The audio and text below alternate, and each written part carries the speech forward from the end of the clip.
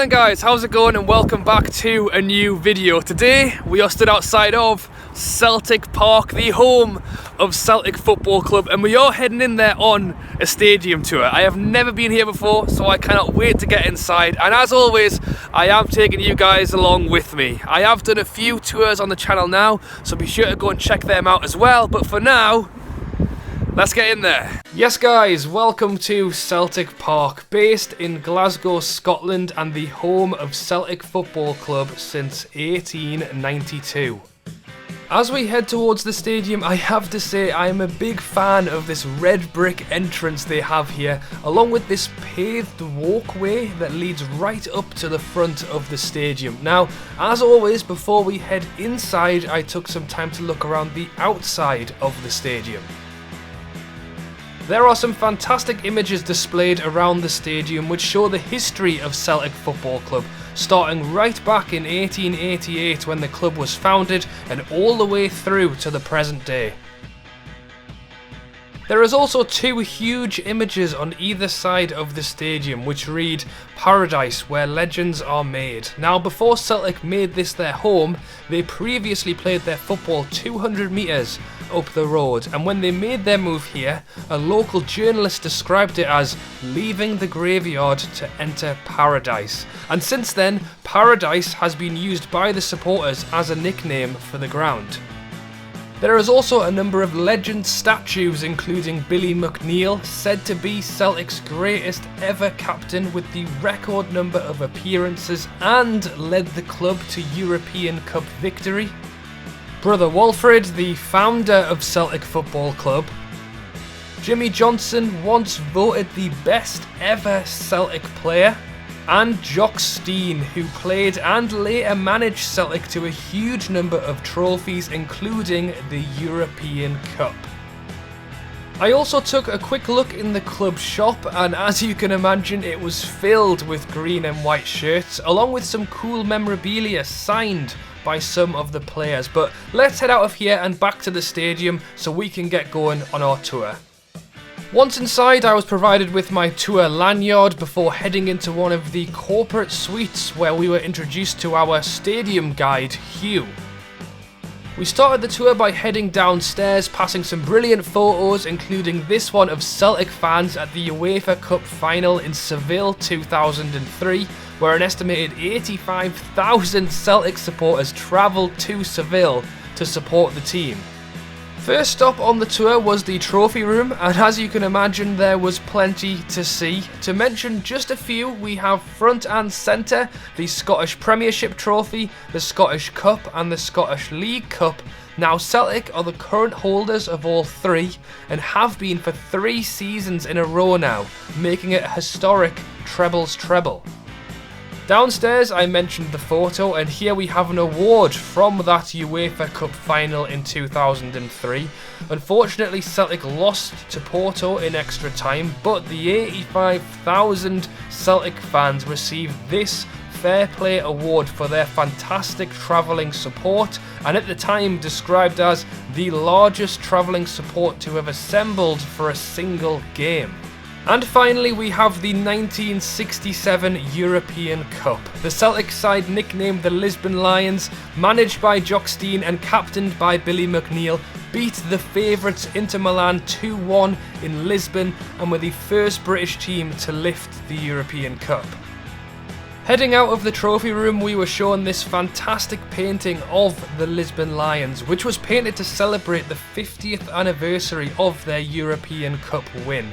It's signed by a handful of players from that winning team and was auctioned to raise money for charity and the Celtic Foundation. Moving on with the tour, we passed this fantastic Celtic FC stained glass window which used to sit above the stadium entrance before Celtic Park was redeveloped in the 1990s, so it's great to see that it was kept and relocated inside the stadium. Next up we are making our way to the home changing room with a quick glimpse of the tunnel before making our way past some of these fantastic images of the Celtic players. As we head into the changing room, Hugh gave a quick shout to make sure nobody was in there getting changed. Nobody here.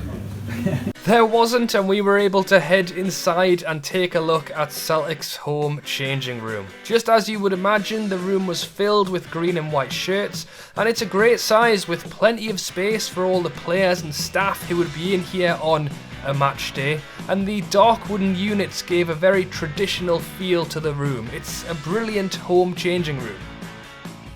Every player gets their own locker, and I did take a quick peek inside of this one.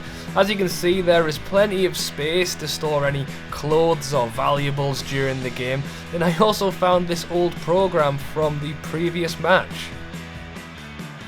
Below the locker there is also some shelves to store any boots or trainers, and I did make sure to close this locker back up ready for the next game. Something very cool is that famous guests and ex-players have actually signed the inside of lockers. I spotted Lubo Moravkic, a fantastic ex-player. Do let me know if you recognise any of the other signatures. And that is it for the home changing room, as I grabbed myself a quick photo with the Griffiths shirt before making our way out towards the tunnel.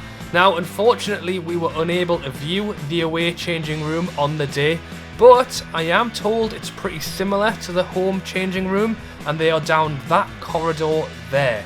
So once the away team has made their way out and lined up alongside Celtic, we can start our walk down the tunnel.